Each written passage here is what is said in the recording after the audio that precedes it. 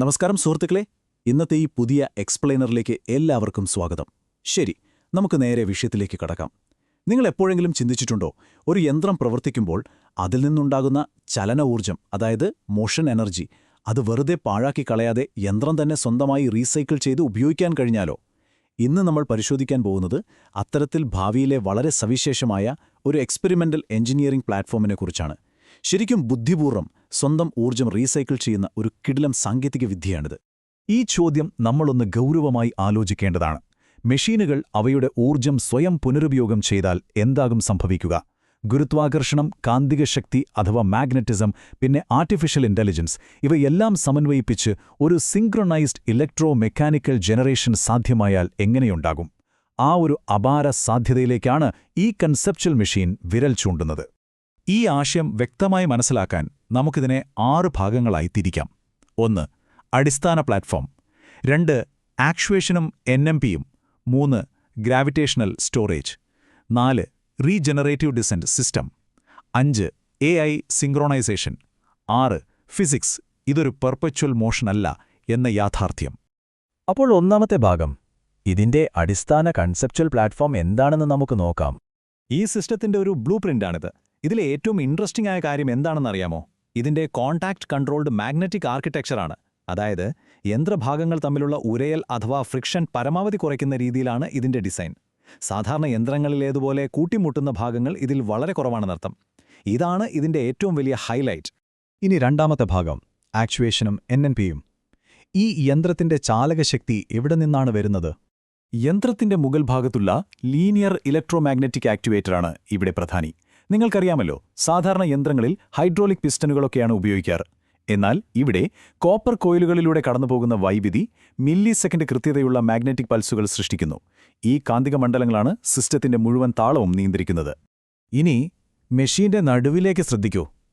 അവിടെയാണ് neodymium magnet piston അഥവാ NMP ഇരിക്കുന്നത്. ഇതാണ് ഈ യന്ത്രത്തിന്റെ ഹൃദയം എന്ന് വേണമെങ്കിൽ പറയാം. കാരണം മുകളിലേക്കും താഴേക്കുമുള്ള ചലനത്തിന് കാരണമാകുന്ന പ്രധാന അസംബ്ലി ഇതാണ്. ആക്ച്വേറ്ററിൽ നിന്നുള്ള പൾസുകൾ കൃത്യമായി സ്വീകരിച്ച് ഇത് അതിവേഗം ചലിക്കുന്നു.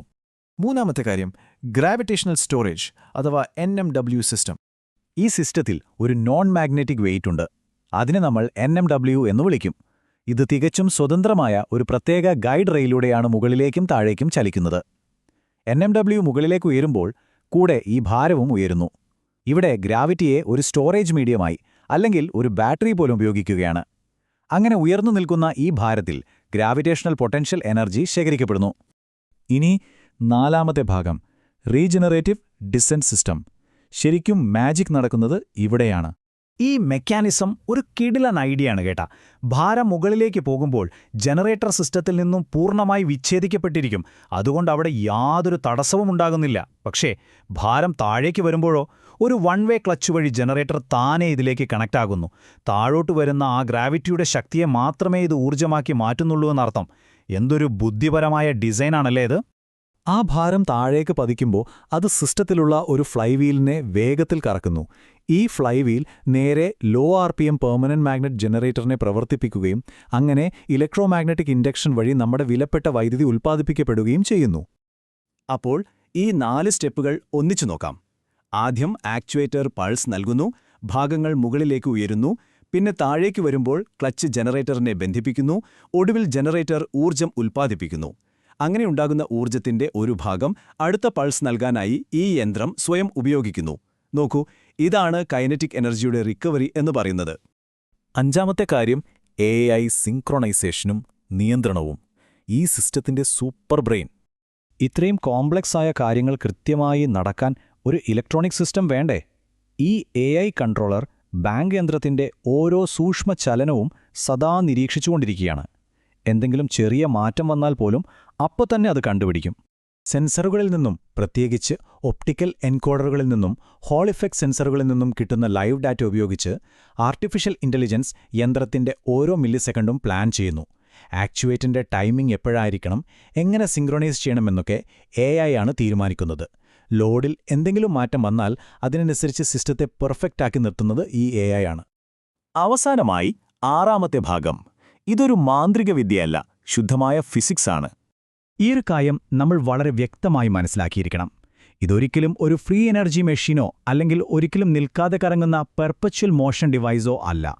പുറത്തുനിന്നുള്ള ഊർജ്ജത്തിന്റെ ആവശ്യം പരമാവധി കുറയ്ക്കുക, എഫിഷ്യൻസി ഏറ്റവും മികച്ചതാക്കുക എന്നത് മാത്രമാണ് ഇതിന്റെ ലക്ഷ്യം. ഭൗതികശാസ്ത്ര നിയമങ്ങളെ അഥവാ ഫിസിക്സിനെ മറികടക്കാൻ ആർക്കും കഴിയില്ലല്ലോ. ഏത് അഡ്വാൻസ്ഡ് മെഷീനാണെങ്കിലും ഘർഷണം, ചൂട്, ഇലക്ട്രിക്കൽ റെസിസ്റ്റൻസ്, വൈബ്രേഷൻ തുടങ്ങിയ കാര്യങ്ങളിലൂടെയുള്ള ഊർജ്ജനഷ്ടം ഒരിക്കലും പൂർണ്ണമായി ഒഴിവാക്കാനാകില്ല. അതാണ് യാഥാർത്ഥ്യം. അതുകൊണ്ടാണ് നമ്മൾ നേരത്തെ പറഞ്ഞതുപോലെ ഇതൊരു പെർപ്പച്വൽ മോഷൻ മെഷീൻ അല്ലാത്തത്. പക്ഷേ ഇവിടെ ഒരു ട്വിസ്റ്റുണ്ട്.